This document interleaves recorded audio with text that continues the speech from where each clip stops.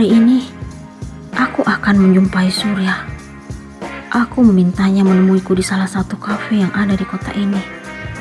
Pertemuan kami sengaja malam hari, supaya Tari tidak curiga. Setelah tiba di tempat yang telah kami tentukan, aku menunggu kedatangan Surya.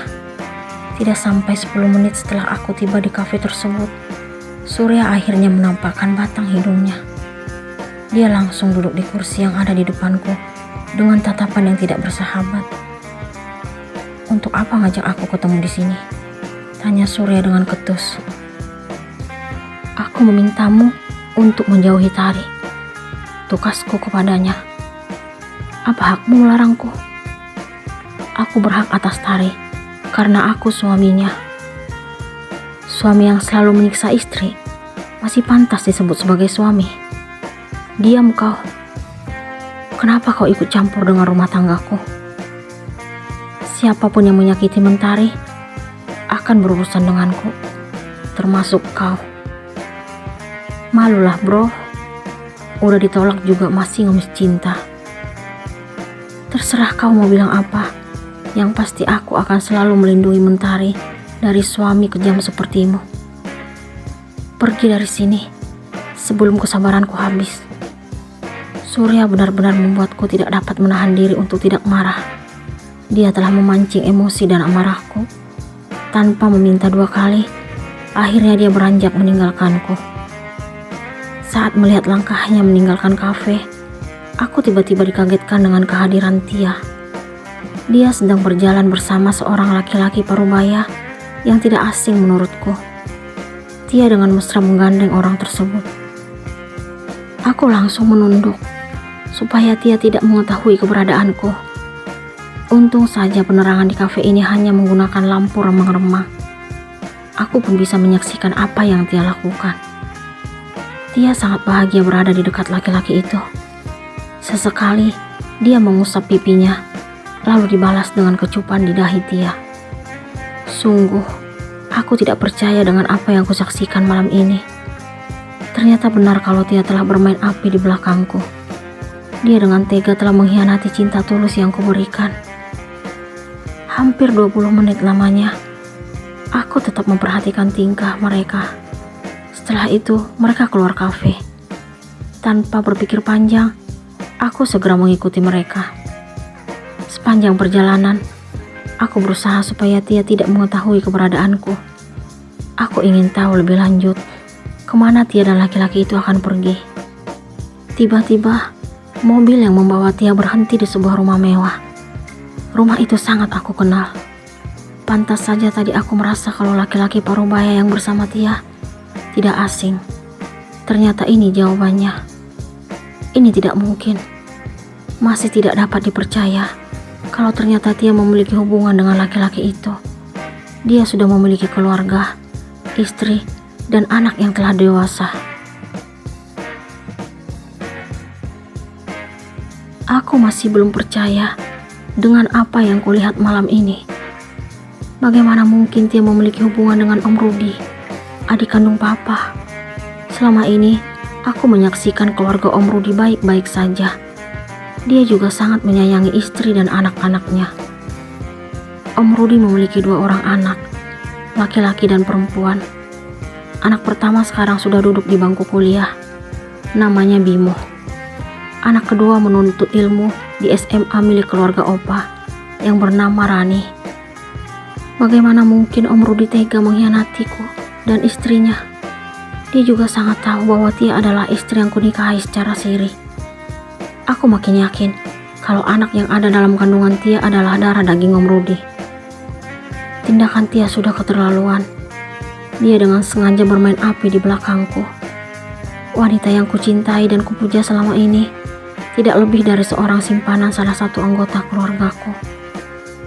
Aku masih sangat ingat ketika pertama kali memperkenalkan Tia kepada keluarga. Om Rudi tidak menunjukkan sikap yang mencurigakan. Dia tetap biasa saja di depan Tia. Apa mungkin saat itu mereka belum menjalin hubungan seperti sekarang ini? Sungguh, Tia tega melakukan semua ini kepadaku. Padahal dia tahu kalau selama ini cintaku tulus untuknya. Aku tidak sanggup lagi melihat kemesraan Tia dan Om Rudi. Aku dengan penuh amarah dan emosi segera keluar dari mobil untuk menghampiri mereka. Untung pintu pagar belum ditutup hingga aku masih bisa langsung memasuki rumah kedua Om Rudi. Malam Om, apa kabar? Om Rudi dan Tia tampak sangat terkejut melihat kehadiranku. Mas Damar ngapain di sini? Wanita yang kucintai tersebut spontan melontarkan pertanyaan. Wajar dong aku di sini.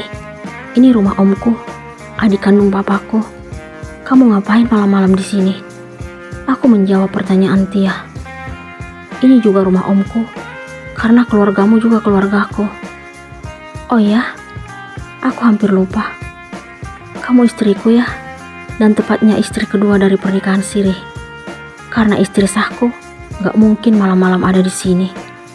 Wajah Tia tiba-tiba berubah mendengar penuturanku. Maksud kamu apa? Apa perlu kamu harus tekankan kalau aku hanya istri kedua? Tanpa kamu jelasin, aku juga tahu Mas.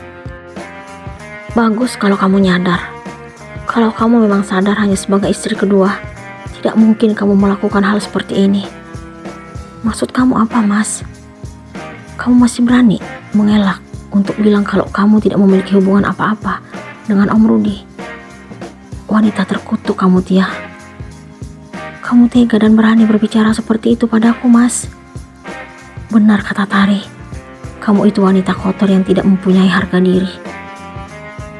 Dia mengangkat tangan dan berusaha untuk memberikan pukulan, tetapi aku segera meraih tangannya lalu berkata, udah ketahuan bersalah, tapi masih berusaha membela diri.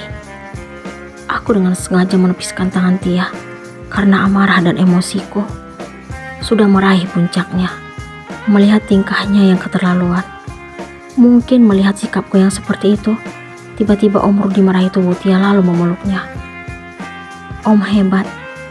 Ternyata ini yang Om lakukan di belakang Tante Widi, Bimo dan Rani. Aku juga sangat marah melihat apa yang dilakukan Om Rudi. Aku jauh lebih hidup bahagia bersama Tia. Aku tidak pernah menyangka akan mendengar jawaban seperti itu dari Om Rudi. Ingat umur Om. Hanya aku yang mampu memberikan yang terbaik untuk Tia, bukan kamu. Oh, sekarang aku baru mengerti. Jangan-jangan Tia mengandung anak Om. Om Rudi tampak terkejut mendengar penuturanku. Dia lalu melepaskan pelukannya dari Tia, lalu bertanya kepada wanita itu, apa benar kamu hamil? Tia berjalan ke arahku dengan wajah heran. Apa-apaan kamu Mas? Ini anak kamu, anak kita. Aku merasa geli mendengar apa yang Tia ucapkan. Aku dengan kasar mendorong tubuhnya.